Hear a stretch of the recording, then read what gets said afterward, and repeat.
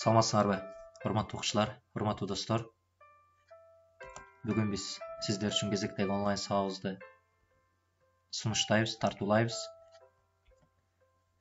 Учурдан пайдаланып мага болгон сунуш пикирлер, суроолор, кайрылуулар болсо, анда түрдүү социалдык баракчалардагы төмөнкү даректер аркылуу кайрылсаңыздар болот. Урматтуу окуучулар, биз өткөн сабагыбызда, тагыраак айтканда 8-чи сабакта биз этиш жөнүндө сөз кылганбыз. Ал эми бүгүн биз силер менен дал ошол этиштин жөнөкөй жана татаал түрү боюнча кеп курабыз. Анда эмесе бүгүнкү сабакка даяр болсоңуз, биз сабакты баштайбыз.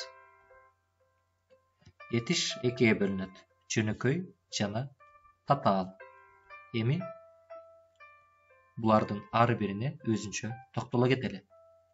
Жөнөкөй этиш. Жөнөкөй этиш бир гана сөздөн турат.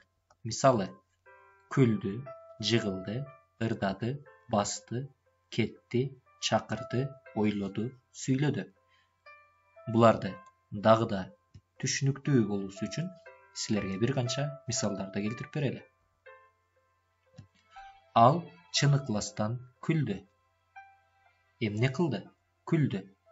Бул жерде күлдү деген сөз үчүнчү жакта турган адамдын кыймыл аракетин билдирип, бир гана сөздөн тургандыгы үчүн жөнөкөй этиш деп кабыл алабыз.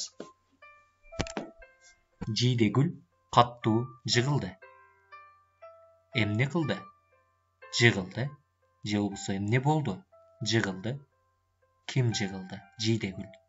Демек, жийдегүлдүн кыймыл аракети көрсөтүлүп жатат.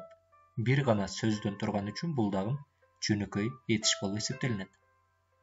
Ал өтө жагымдуу ырдады. Үчүнчү жакта турган адамдын жагымдуу ырдагандыгы жөнүндө сөз болуп жатат. Эмне кылды? Ырдады. Демек, бул дагы жөнөкөй этиш. Байтемир мени көздөй басты. Эмне кылды? Басты. Ким басты? Байтемир. Демек, Байтемирдин кыймыл аракети алабалы же болбосо мени көздөй басып келе жаткандыгын түшүндүрүп жатат. Демек, басты деген сөз бул жерде жөнөкөй этиш. Эр жигит Бишкекке кетти. Эмне кылды? Кетти. Жөнөкөй этиш. Ал мени тойго чакырды. Эмне кылды? Чакырды. Жөнөкөй этиш. Асан бүгүн келечегин ойлоду. Эмне кылды? Ойлоду. Жөнөкөй этиш. Абышка чындыкты сүйлөдү. Эмне кылды? Сүйлөдү. Бул жөнөкөй этиш. Урматтуу окуучулар, дагы бир жолу кайталай кетейин. Демек, жөнөкөй этиш бир гана сөздөн турат экен. Эгерде сиздерге бул түшүнүктүү болгон болсо, анда кийинки баракчага өтөбүз. Татаал этиш. Татаал этиш эки же андан ашык сөздөн түзүлүп, айрым учурда бирге жазылат. Мисалы, бара жатат. Эки сөздөн туруп кыймыл аракетти билдирип атат. Демек, татаал этиш. Жеңгүл кызыл тазыл кийинип бара жатат. Бул жерде бара жатат деген жеңгүлдүн кыймыл аракети татаал этишке мисал боло алат. Себеби ал эки сөздөн туруп жатат. Эрежеде айтып жатат, эки же андан ашык сөздөн түзүлүп, айрым учурда бирге жазылат деп. Баратат.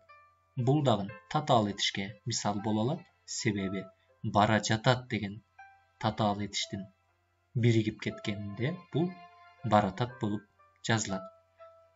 Майрамбек аллуу күчтүү жигит болуп баратат. Келе жатат. Алия ак жүздүү кыз болуп өсүп келе жатат. Келатат. Адихан деп коюппуз. Негизи Алихан, кечиресиздер, Алихан мени көздөй келатат. Демек, бул жерде келатат деген сөз дагы татаал этиш. Урматтуу окуучулар, келатат, баратат. Бул экөөсү эмне үчүн татаал этишке мисал боло алат?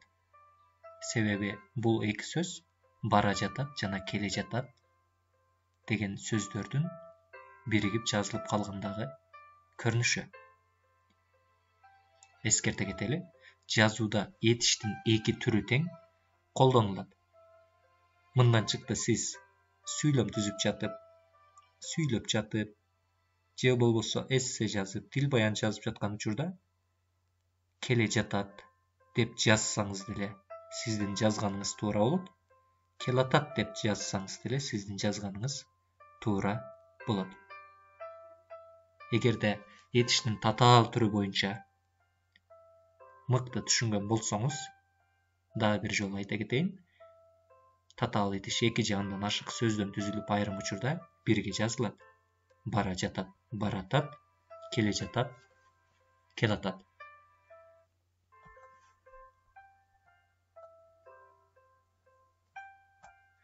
Урматтуу окуучулар, төмөнкү бир канча сөздөрдү ооз эки түрдө жөнөкөй жана татаал экендигин бир караганда аныктаңыздар. Сүйлөп жатат этиштин кандай түрү? Азаматсыздар, татаал түрү, себеби эки бөлүмдөн турду. Гүлдөйт жөнөкөй этиш, сайрайт жөнөкөй этиш, учат жөнөкөй этиш, бышат жөнөкөй этиш, ырдап берди. Татаал этиш, бара жаткан элем. Татаал этиш, ойногусу келип турат. Татаал этиш, көрдү. Жөнөкөй этиш, жасанды. Жөнөкөй этиш.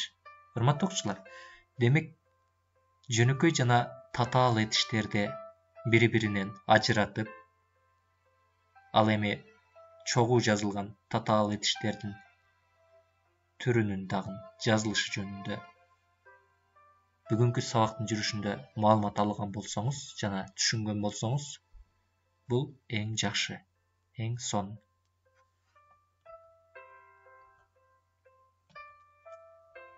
Сиздер үчүн үй тапшырма.